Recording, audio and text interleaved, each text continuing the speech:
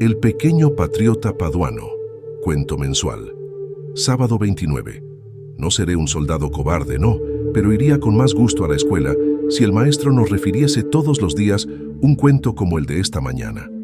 Todos los meses, dice, nos contará uno, nos lo dará escrito, y será siempre el relato de una acción buena y verdadera, llevada a cabo por un niño.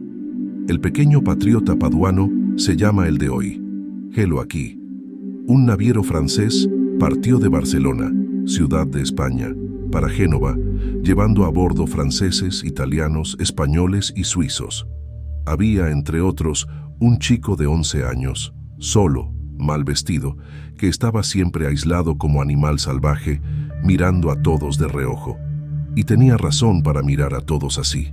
Hacía 2 años que su padre y su madre, labradores de los alrededores de Padua, le habían vendido al jefe de cierta compañía de titiriteros, el cual, después de haberle enseñado a hacer varios juegos a fuerza de puñetazos, puntapiés y ayunos, le había llevado a través de Francia y España, pegándole siempre y no quitándole nunca el hambre.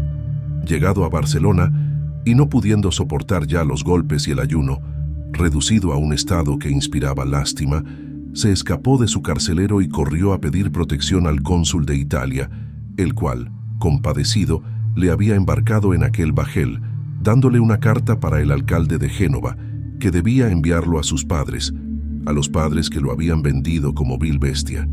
El pobre muchacho estaba lacerado y enfermucho. Le habían dado billete de segunda clase. Todos le miraban, algunos le preguntaban, pero él no respondía, y parecía que odiaba a todos. Tanto le habían irritado y entristecido las privaciones y los golpes. Al fin 3 viajeros, a fuerza de insistencia en sus preguntas, consiguieron hacerle hablar, y en pocas palabras, toscamente dichas, mezcla de español, de francés y de italiano, les contó su historia. No eran italianos aquellos 3 viajeros, pero le comprendieron, y parte por compasión y parte por excitación del vino, le dieron algunos cuartos, instándole para que contase más. Habiendo entrado en la cámara en aquel momento, algunas señoras, los 3, por darse tono, le dieron aún más dinero, gritando, «Toma, toma más», y hacían sonar las monedas sobre la mesa. El muchacho las cogió todas, dando las gracias a media voz, con aire malhumorado, pero con una mirada, por primera vez en su vida, sonriente y cariñosa. Después se fue sobre cubierta y permaneció allí solo pensando en las vicisitudes de su vida. Con aquel dinero podía tomar algún buen bocado a bordo después de 2 años que solo se alimentaba de pan. Podía comprarse una chaqueta, apenas desembarcara en Génova, después de 2 años que iba vestido en andrajos, y podía también, llevando algo a su casa, tener mejor acogida del padre y de la madre que si hubiera llegado con los bolsillos vacíos. Aquel dinero era para él casi una fortuna, y en esto pensaba, consolándose, asomado a la claraboya, mientras los 3 viajeros conversaban sentados a la mesa en medio de la cámara de segunda clase. Bebían y hablaban de sus viajes y de los países que habían visto, y de conversación en conversación vinieron a hablar de Italia. Empezó uno a quejarse de sus fondas, otro de sus ferrocarriles, y después todos juntos, animándose, hablaron mal de todo. Uno hubiera preferido viajar por la Laponia, otro decía que no había encontrado en Italia más que estafadores y bandidos. El tercero, que los empleados italianos no sabían leer.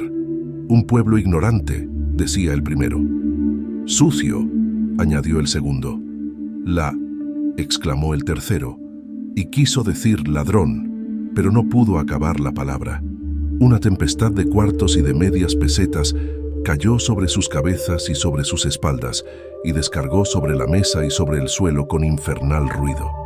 Los 3 se levantaron furiosamente, mirando hacia arriba, y aún recibieron un puñado de cuartos en la cara. «Recobrad vuestro dinero», dijo con desprecio el muchacho, asomado a la claraboya. «Yo no acepto limosna de quienes insultan a mi patria». Noviembre, el desollinador. 1 de noviembre. Ayer tarde fui a la escuela de niñas que está al lado de la nuestra para darle el cuento del muchacho paduano a la maestra de Silvia, que lo quería leer. 700 muchachas hay allí. Cuando llegué empezaban a salir todas muy contentas por las vacaciones de Todos Santos y Difuntos. Y qué cosa tan hermosa presencié allí. Frente a la puerta de la escuela, en la otra acera, estaba con un codo apoyado en la pared y con la frente apoyada en la mano, un desollinador muy pequeño, de cara completamente negra, con su saco y su raspador, que lloraba, sollozando amargamente.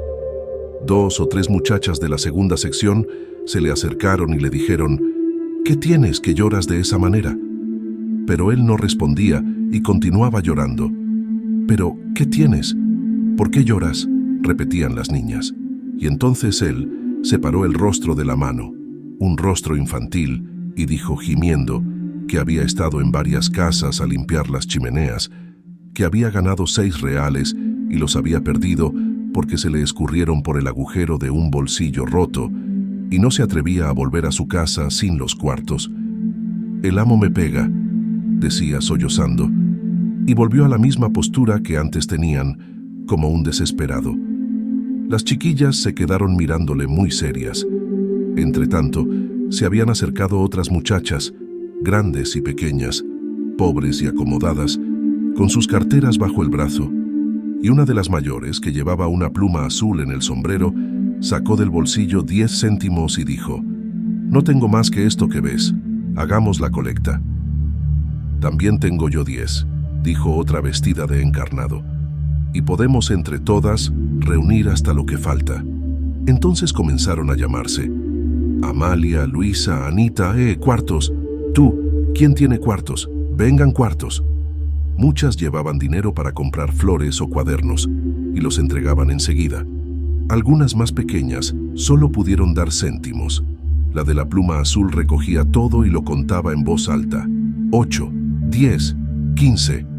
Pero hacía falta más. Entonces llegó la mayor de todas, que parecía una maestrita, dio un real y todas le hicieron una ovación. Pero faltaban aún 35 céntimos. «Ahora vienen las de la cuarta», dijo una. Las de la clase cuarta llegaron y los cuartos llovieron. Todas se arremolinaban, y era un espectáculo hermoso ver a aquel pobre desollinador en medio de aquellos vestidos de tantos colores, de todo aquel círculo de plumas, de lazos y de risas. Los 6 reales se habían ya reunido y aún pasaban, y las más pequeñas, que no tenían dinero, se abrían paso entre las mayores, llevando sus ramitos de flores, por darle también algo. De allí a un rato acudió la portera gritando: «La señora directora». Las muchachas escaparon por todos lados como gorriones a la desbandada, y entonces se vio al pobre desollinador, solo en medio de la calle, enjugándose los ojos, tan contento, con las manos llenas de dinero y ostentando ramitos de flores en los ojales de la chaqueta, en los bolsillos, en el sombrero, y hasta había flores por el suelo rodeando sus pies.